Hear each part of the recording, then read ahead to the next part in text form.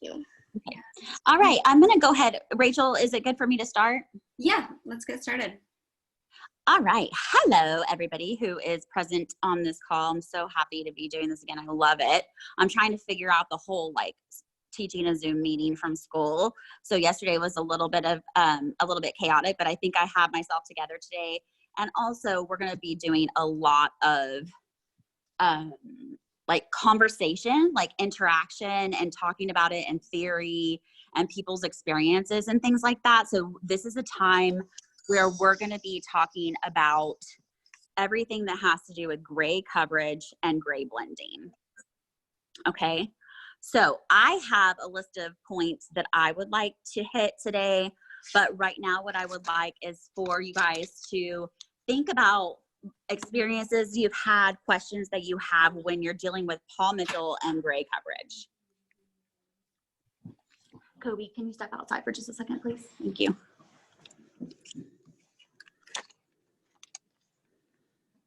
Anyone?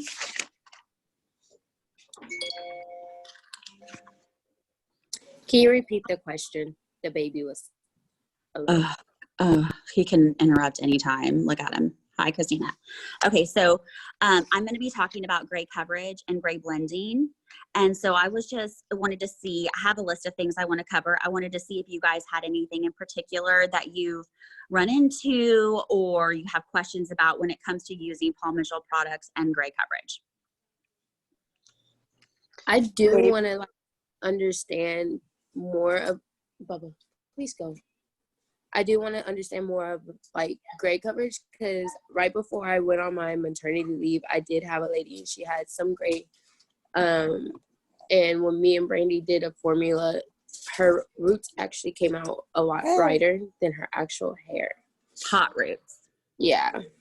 Okay, so we're going to talk about hot roots. Taylor, did you have some questions as well? I'm sorry. That's okay. What was that? Oh, go ahead. I was going to say, Christina, that we're going to talk about hot roots, but we're also going to be talking, it's kind of the same thing, but was she more salt than pepper? Okay. Anyone else? Maybe when to determine when to use the gray coverage line opposed to just bumping the developer. Okay, we're gonna go over the products. Thank you. Hi, Brianda. Anybody else? Hi, Jada.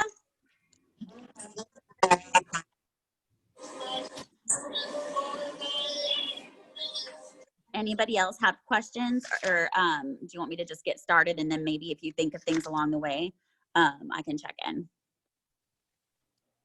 Is gray coverage possible with bright colors? That's a good one. What was that question? If you can be successful at doing bright colors with gray coverage. That's a good one. I think that we see on the clinic floor a lot that some parts of the head don't get covered. So we should go over that as well. Oh, I love that. Okay, so yes, what part of the hair? Okay, this is one of my favorite subjects to talk about, like all of them. However, the first thing that I want to talk about is that we talked about how there are several ways to accomplish the same outcome. There's different ways to skin a cat. And I was just like, I don't want to think about that visual, but there is, okay? So the first thing that I want to talk about is how do you determine the percentage of gray that somebody has on their head, okay? So Paul Mitchell has several amazing tools that you can use. So you can really get up on the head and see how much gray there is, right? So this is one of them. So this is the natural level system swatch. And on the very end, you have a section that will show you what the percentages look like. Okay. You also, inside of your Paul Mitchell Pocket Guide, have on one side the same type of thing. Yes? And what's What was really the first thing you showed? this one The is first one? the natural level swatch that you have here at the school that you work with at the back bar. So there's this one, and then there's the pocket guide. What's really awesome too, and I found that this is really helpful, is next in your pocket guide, next to the percentages, is your fine, medium, and coarse textures. And these actually have different feelings to them. So you can feel what it feels like in your fingertips, a fine, medium, and coarse textured hair. Okay, so I know that's really basic, but that's where I wanted to start. And so the next step is doing a consultation, a proper consultation with your gray client, asking them what their ultimate goal is. Do they want to see no gray, or do they want to have a process where growing out their gray hair is more graceful, or do they just want to do gray blending? Like, what is the overall look that they want? If somebody says, I don't want to have that big line of demarcation, then your first thing is going to be, well, permanent hair color with gray, it grows out and you will have a line of demarcation. Does that make sense? Yes. Okay. The next thing is that we're going to talk about the types of products that Paul Mitchell has that you can, that are in your arsenal. Okay.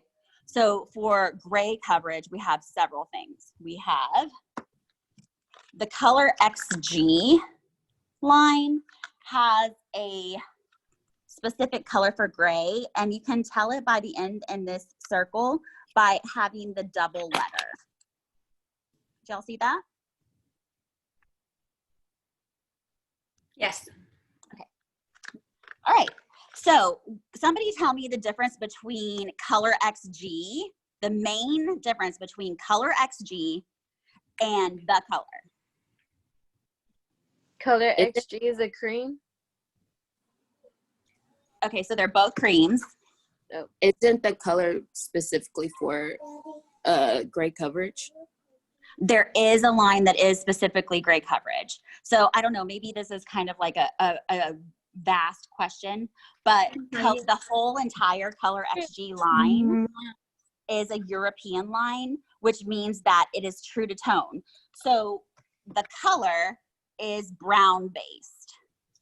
If you grab a tube of XG and it's a G, then it's gold based with no brown. Does that make sense? It's true to tone. I did not. So I didn't think you were going there with that. I thought you were going to go with the ammonia levels. Oh, well, that's good too. Yeah. So the ammonia, I'm sorry. Yes. Thank you, Rachel. The ammonia levels as well. So when you're grabbing for a Color XG, yes? Okay, I got it now. Oh, good. Okay. So when you, the first thing is the Color XG, and you're going to look for that double letter on the end. Okay. Now, the next two things that you have are in the color line. So you know that we don't carry the entire Paul Mitchell The Color line, but we do carry their gray coverage specific products. And one of those lines is the N+ line. Okay. So this is a neutral based gray coverage tube. Okay. Now, the other is CH+. CH+ is literally my absolute favorite. It's a chocolate gray coverage. So it's a chocolate gray coverage, all in one tube. Okay. I like her little two braids. I like her little two braids. All right. Okay, so the next thing that I want to talk about is what is the purpose for them having this double N? And this simply means that the amount of pigmentation in this tube is doubled. Okay, so it's heavily pigmented, thus covering gray. Okay, same as this plus. This plus is added pigment. Now, I will tell you this. The color plus, like these plus lines, sometimes you have to drop down a level because they can tend to get dark. Baby. Okay? Thank you. Hey, Christina, will you mute your speaker, please? Oh, I'm sorry. That's okay, boo. Thank you. All right. The next thing that we're going to talk about is gray blending, the products that you can use for gray blending. The first one that we're going to talk about is our Demi line, okay? So in core, I think that we had this conversation, I'm pretty sure because I always teach it, about what is the difference between the color XG and the Demi, and then the PM shines, right? So the color XG and the color are opaque. They're like leggings, okay? Demi is like tights, and PM shines is like a sheer hosiery, okay? So I found with gray Okay, slow blending. down so I can write that down. Hold on. Just a Okay. second. The color XG and the color is opaque. Mm-hmm. Like leggings, like really thick leggings. And then Demi is like tights, a little bit see-through. And then PM shines, maybe? the Demi. Yeah, is that like translucent maybe? Is that what that A means? little bit. And then you have PM shines, and that's your translucent color. So I don't know, this may be off the whole gray coverage, but don't you use PM shine is it the PM shine that you use to like repigment blonde before You can. putting another color over it? Yes, you can. It's very healthy. It's also the only color line that Paul Mitchell carries that you can apply on hair that has just been chemically relaxed. That's a good little point. All right. Fun fact. Yes. Kayla, you good? Okay. All right. So that would be your situation with gray blending. Now, they also have a line that is specifically geared towards men. Men want to be in and out. You know, their haircuts usually take a lot shorter of a time. So they have something called flashback. Okay. It's a 10-minute color for men. And in front of me here, I have a medium cool neutral, a dark warm neutral, a medium neutral, and a dark neutral. So they come pre-mixed like that. Now we have a man that comes in all the time. He knows exactly what his formula is, and we have to make sure we always have his color in because he knows what it is. And it's a 10-minute color. Bingo, bango. Okay. Now, sometimes with men, they don't have gray all over. I'll take a wide tooth comb, not the big, huge one, but maybe like the green or the red comb, and dip it into this 10-minute color and comb it through the sideburns to kind of cover that gray when they are concentrated in the temples, because it looks very natural. The other thing that I found is most of my clients who were men that wanted color, they always wanted the most ash color they could ever get. Otherwise, it was too fake looking, kind of toupee-ish almost. So I always found that the ashier I got their hair, the more they liked it. Does that make sense? Yes. Okay. Do you have any questions so far, you guys? No, ma'am. Is this helping? Yes. Look at that one. Oh. All right. So the next thing that we're going to talk about is some of y'all's questions, okay? So Christina was talking about hot roots, okay? Hot roots usually happen when you're covering gray, when you don't put enough neutral, enough brown into their formula to anchor it in. That's what causes hot roots. So if the person that you have in your chair has an inch of new growth and the hair on the ends is auburn, so you obviously want her new growth to be auburn as well, but you have to mix into the formula in order to anchor it in. Okay, Otherwise, you're going to have not having enough what?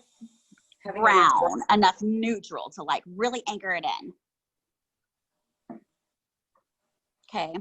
So for instance, if I had somebody who came in and she was a level 5 auburn and she had an inch of 50% gray and she needed that covered, then I would mix part of my formula in depending on the percentage and the rest the target color.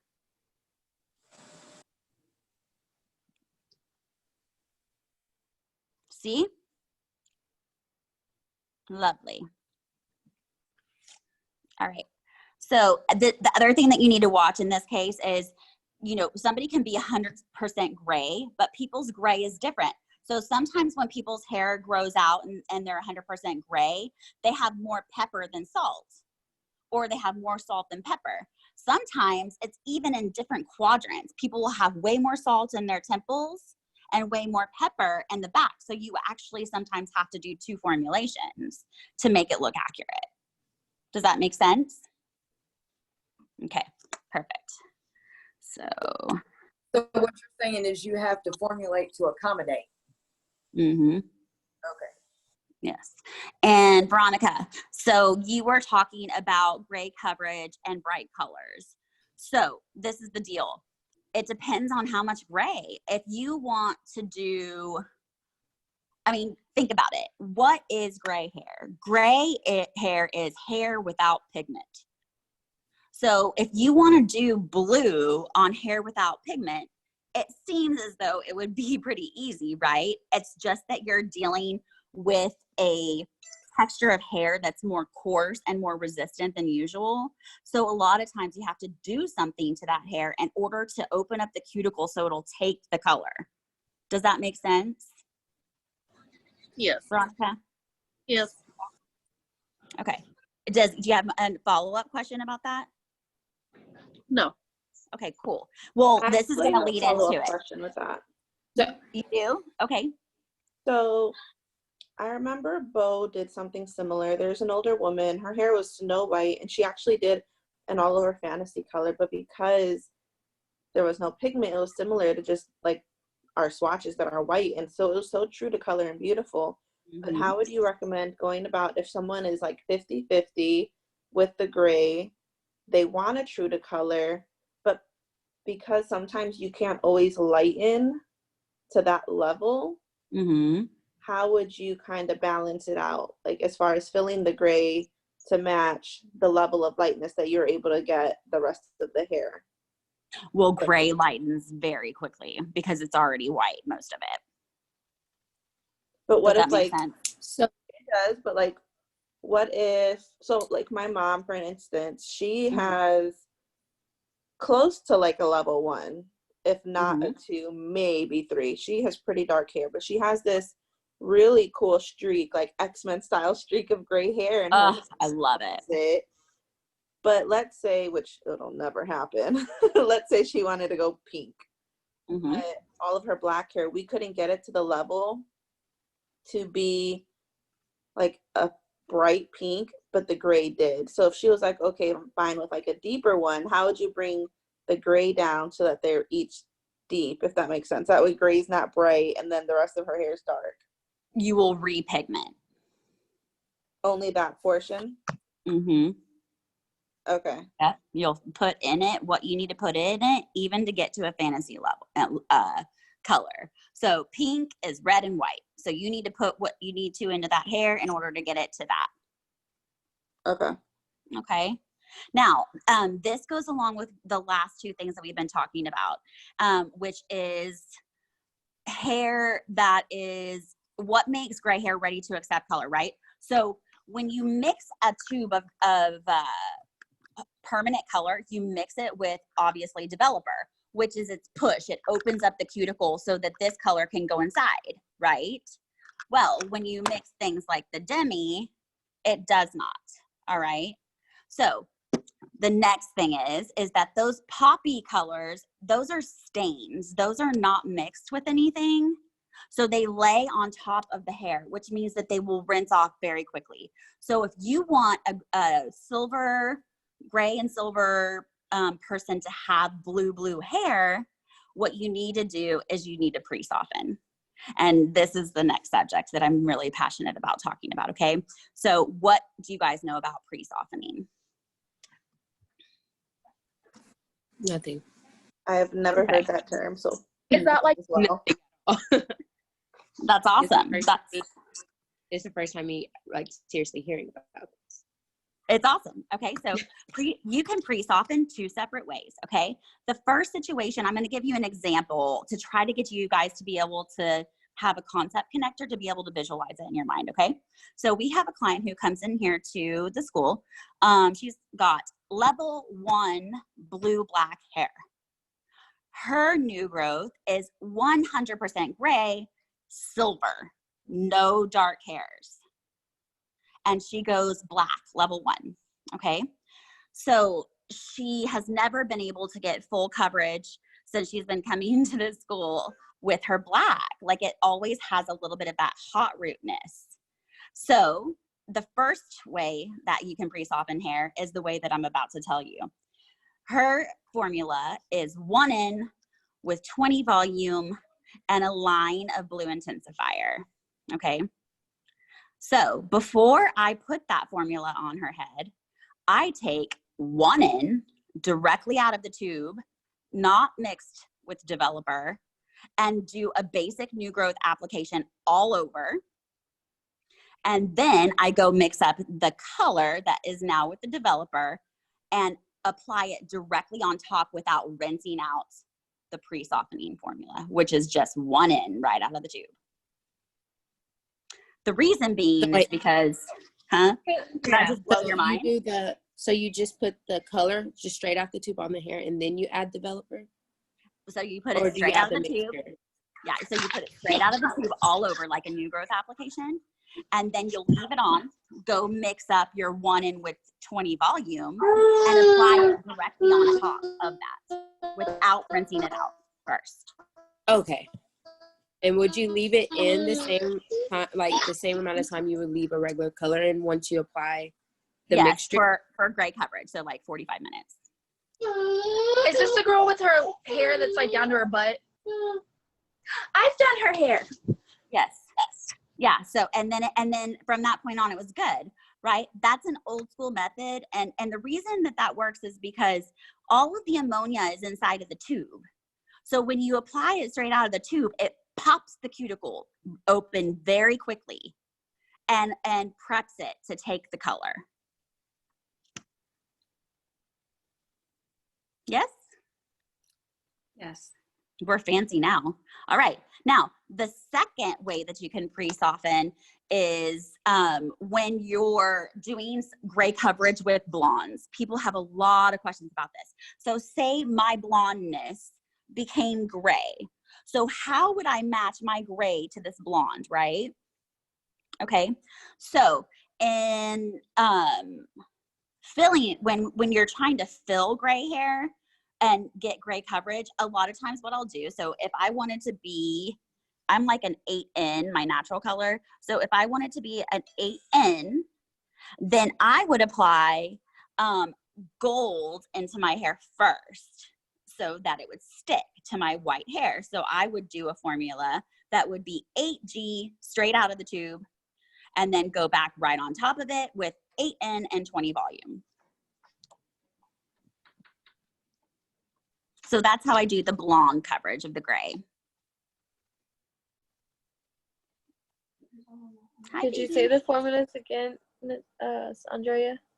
On this one, on the blonde? Yes, ma'am. Okay, so say you have somebody who is a level 8. Their canvas level is a level 8, but they have new growth that's silver. So if you have to bring it up to an 8, you have to add yellow. So I would pre-soften it with 8G straight out of the tube, which is yellow, and go directly on top of it with 8N and 20 volume. I just learned my first formula finally. Yay. So that's another way. And then Miss Teresa actually taught me the third way, which is instead of applying, like if you just need a little bit of a punch, instead of applying the color straight out of the tube, you apply 20 volume developer straight to the new growth and then apply your mixed color on top of that. And how does that work if the ammonia is in the tube? I'm sorry? How is like that way of going beneficial if like the ammonia It's more mild. You don't have to punch it too much. So like Okay. if they just, yeah, like if you're not dealing with resistant hair.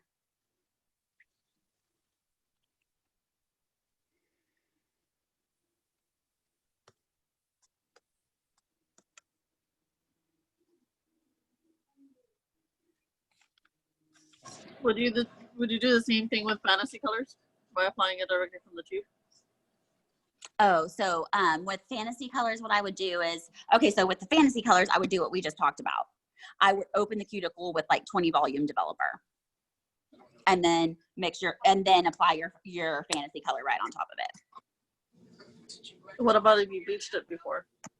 Because like with me, Oh with my yeah, hair, I mean, I have sometimes two you have different to shades of blue. pre-lighten. Yeah. So if they have white hair and previously colored hair, you would have to try to, it's going to be a process, love, but you're going to want to try to lift out a little bit at a time until you can kind of reach the level. The tones might be off, but as long as you're pulled up to the level that you need to be, but it's going to be a little bit of a process. Okay. Yeah. Because if you bleach it from scalp to ends, what's going to happen is you're going to have hot roots.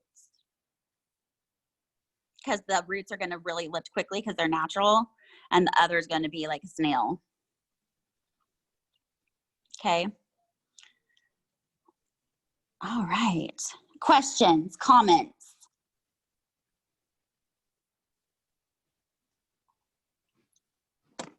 Okay. The other point that I wanted to talk about was where you can find some tools if you need them when you're starting to do clients on the floor. It's the same poster that I used yesterday. You have it in your kit. It's the Color XG poster. Okay, so on this poster, we did the repigmentation formulation steps. They even give you some formulas. Well, above that, they have gray coverage formulations. Let me see. There we go. Here and here. And it's a guide, really, so that you can tell what the ratios are of things. And then you can change the pigmentation to fit what you're doing for your client. Okay. And then the last thing that I wanted to talk about is gray blending. Now, when somebody says that they want gray blending, I always explain to them, especially if they've been getting permanent color for a hot minute, that this is not going to cover your gray. This is going to be a situation where your pepper is going to get a little darker and your salt is going to become like a highlight, a lighter color. So like if I did a 6 in and on white hairs, it would probably be like an 8. And it would just kind of pick that up. But it's not a grow out. It's a wash off because it's demi. So there's no line of demarcation.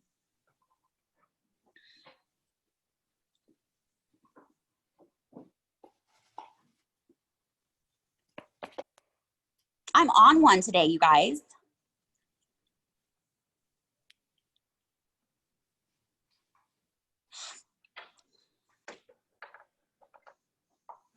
So I got a question.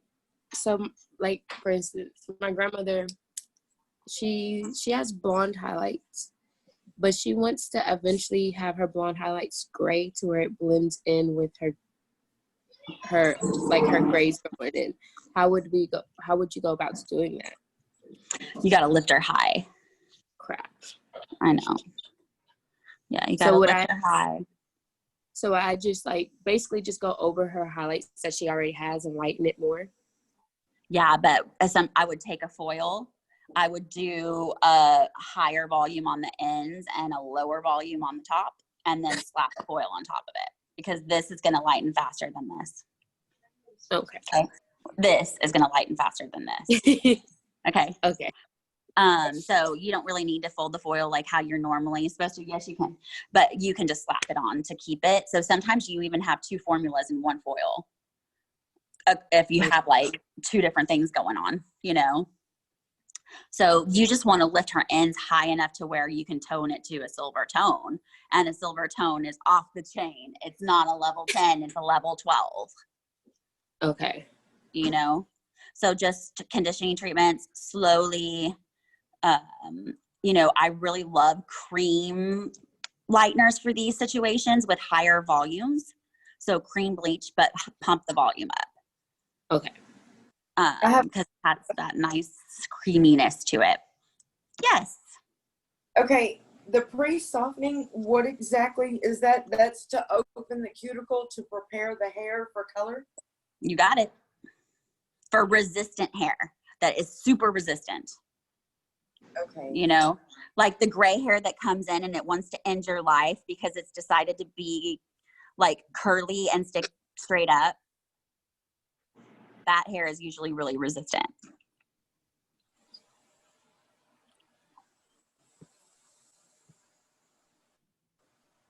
Okay, so I have a question.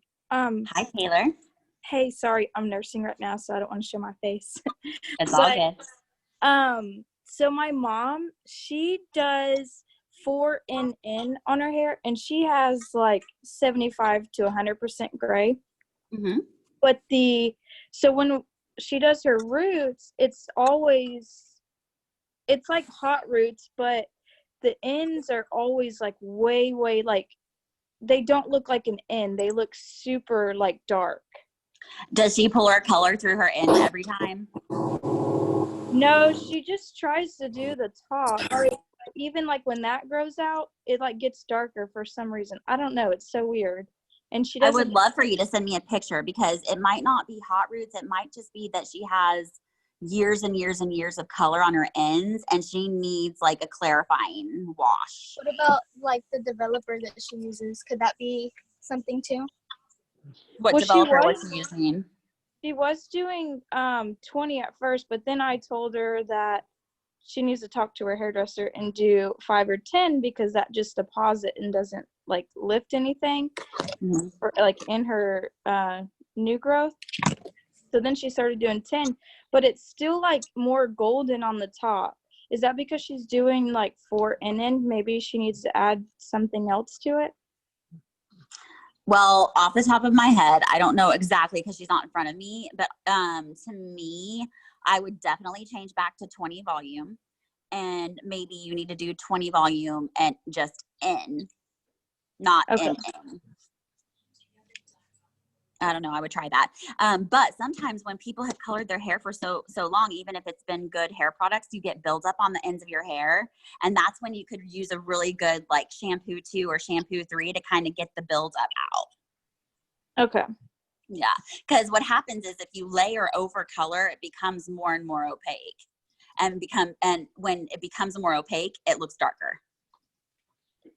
Got it.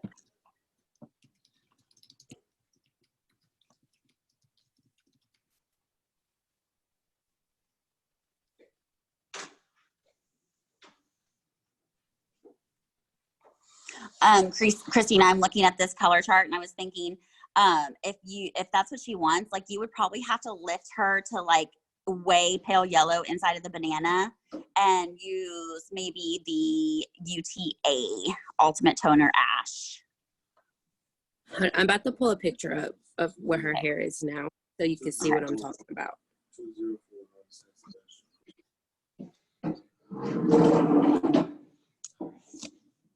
Okay, thank you, Lee.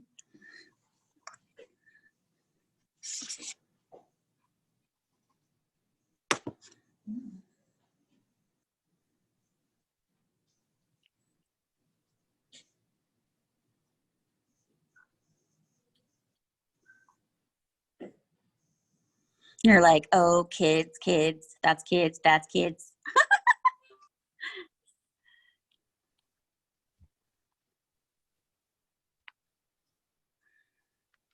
All right, back it up.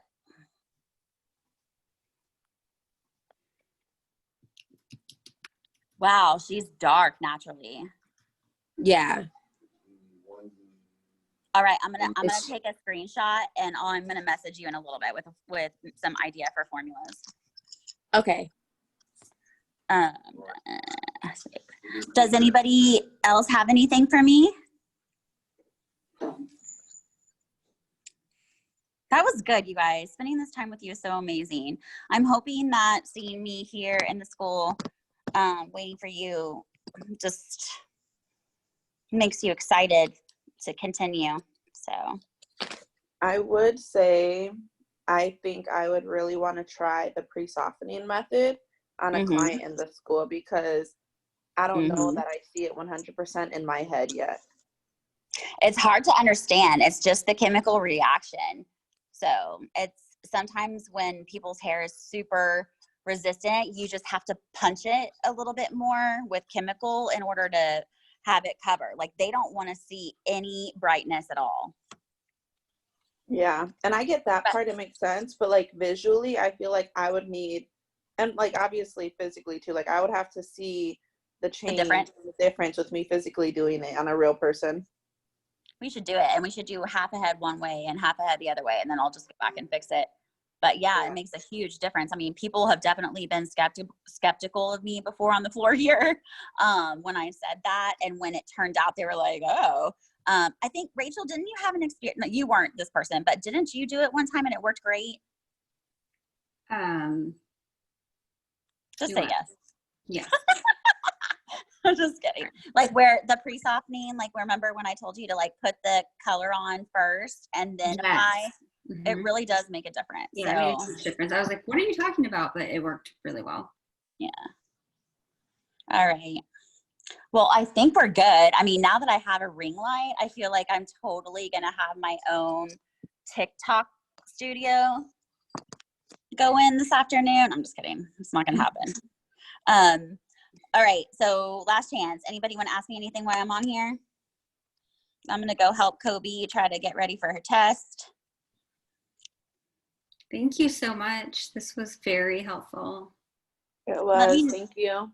You're welcome. Please let me know, you guys, and you can always send me questions if you think about them later, because sometimes it takes a little bit for me to like afterwards when you receive the information to kind of let it resonate. So please don't hesitate to reach out to me. If we have questions, we'll ask you to come back at 12:30. Oh, I'm not going to be available. Okay. I'm going to quit by noon today. All